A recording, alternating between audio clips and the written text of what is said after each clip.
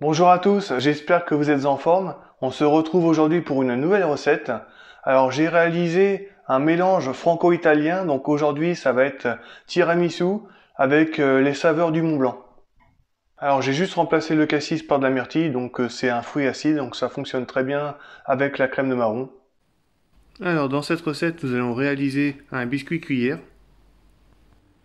une compotée de myrtille et une crème mascarpone à la crème de marron. J'ai utilisé 4 verrines de 250 ml pour réaliser cette recette.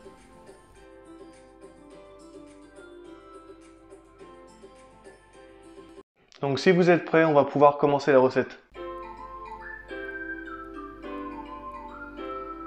On commence avec la compotée de myrtille. Il nous faut 220 g de myrtille surgelée ou fraîche, selon la saison, et 25 g de sucre. On va mettre nos myrtilles et notre sucre dans une casserole et on va les mettre à chauffer.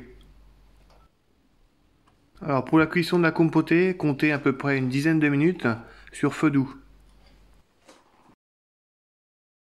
Je vous montre quelle texture vous allez obtenir au bout de 10 minutes.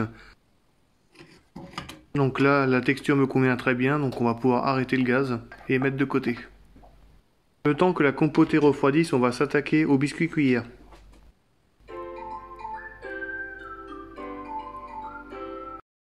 Comme vous avez pu le voir dans le titre, c'est une recette sans gluten, donc j'ai utilisé de la farine de riz et de la fécule. Il nous faut 40 g de blanc d'œuf, 30 g de sucre, 20 g de jaune d'œuf, 18 g de sucre, 18 g de farine de riz et 12 g de fécule de maïs. On va commencer par monter les blancs en neige. Alors comment savoir si les blancs en neige sont bien montés? Il suffit de retourner le saladier et si tout se passe bien, si les blancs sont bien montés, eh ben, ils vont rester dans le saladier, ils tomberont pas sur le plan de travail. On va ajouter les 30 g de sucre pour serrer les blancs. On mélange simplement 30 secondes, c'est suffisant pour les serrer. Je vous montre le résultat final. Maintenant, on va pouvoir s'occuper des jaunes.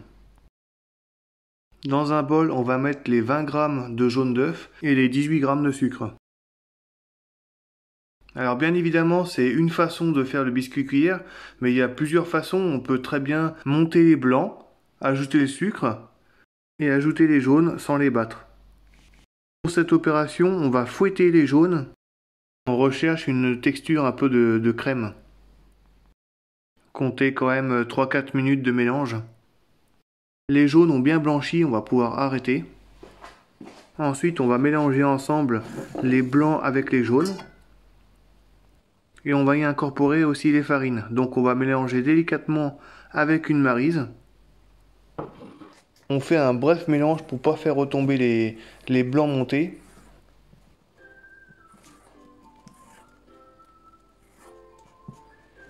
Et on ajoute les farines que l'on va tamiser. Farine et fécule. Et pour terminer, on mélange avec notre maryse, toujours délicatement pour ne pas faire retomber le biscuit. Voilà l'aspect du biscuit final. On va pouvoir le dresser avec une poche. On remplit notre poche. Et on va dresser 8 cercles de la taille de notre verrine. Pour la cuisson, comptez 7 minutes à 180 degrés. On va passer à la crème mascarpone.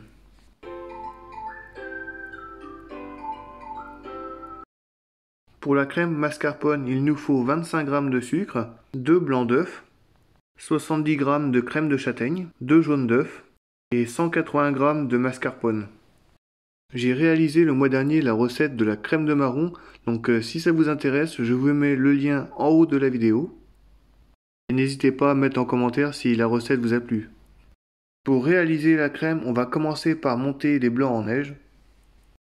Même technique que tout à l'heure, le bol à l'envers. On peut voir sur la vidéo que les blancs sont bien fermes et qu'ils ne sont pas retombés, donc c'est bon. Ensuite, on va blanchir les jaunes avec le sucre. Donc pareil que tout à l'heure, on va rechercher cette espèce de texture de crème mousseuse blanchie. Voici le résultat final. On va pouvoir passer au mascarpone. Alors ici, on va juste rechercher à ramollir un peu le mascarpone. Donc on le mélange, on le crème. Et quand il sera plus souple, il sera prêt. J'incorpore la moitié de mes jaunes blanchis avec mon mascarpone. Et je mélange. J'y ajoute ma crème de marron. Et pour terminer, j'y verse le reste de mes jaunes blanchis. Le fait d'incorporer les jaunes en deux fois, c'est plus facile, parce que ça évite qu'il y ait des morceaux de mascarpone qui restent dans notre mélange. Ça permet de l'assouplir un peu. Et pour terminer, on va y incorporer nos blancs d'œufs. Opération délicate, donc toujours on mélange doucement pour pas faire tomber les blancs.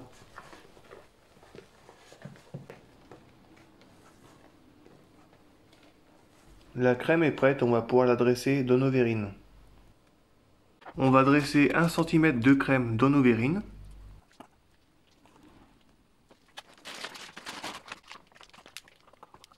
Ensuite, on va mettre un disque de biscuit cuillère. Si le disque est trop grand, vous pouvez le détailler avec un emporte-pièce.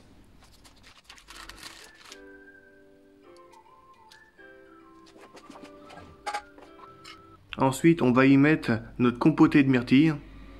Je vous laisse regarder la texture qu'elle a une fois qu'elle a bien refroidi. Donc on va diviser en 4, donc on en met une bonne cuillère. Et à l'aide de notre cuillère, on va l'étaler. Vous pouvez remarquer que dans cette recette, il n'y a pas de sirop, parce que je voulais vraiment garder la texture du biscuit. Après, si vous préférez avec un sirop, ça peut se faire aussi. On aurait pu faire par exemple un sirop myrtille en mixant des myrtilles avec du jus de citron, un petit peu d'eau, de le mettre à chauffer, et puis faire tremper nos biscuits. Par-dessus la compotée, on va mettre un second disque de biscuit cuillère. Et comme tout à l'heure, s'ils sont trop grands, on les détaille.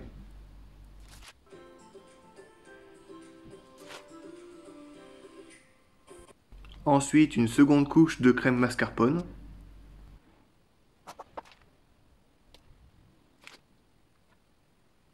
Et pour terminer, on va décorer nos verrines. Dans mon cornet, j'ai mis 60 g de crème de marron. Et dans notre verrine, on va tracer des traits dans le même sens. N'hésitez pas à me mettre en commentaire si ça vous intéresse d'apprendre à faire un cornet parce que c'est très facile à faire. Donc je continue mes longueurs. Après, si vous voulez faire un autre décor, c'est à vous de voir selon votre imagination. Et pour terminer, on y met 3 petites myrtilles pour décorer. La recette est terminée, j'espère qu'elle vous plaira. N'hésitez pas à vous abonner, à commenter, à liker, vous savez que je vous répondrai. Je suis également présent sur Instagram et sur Facebook. Je vous souhaite à tous une bonne journée.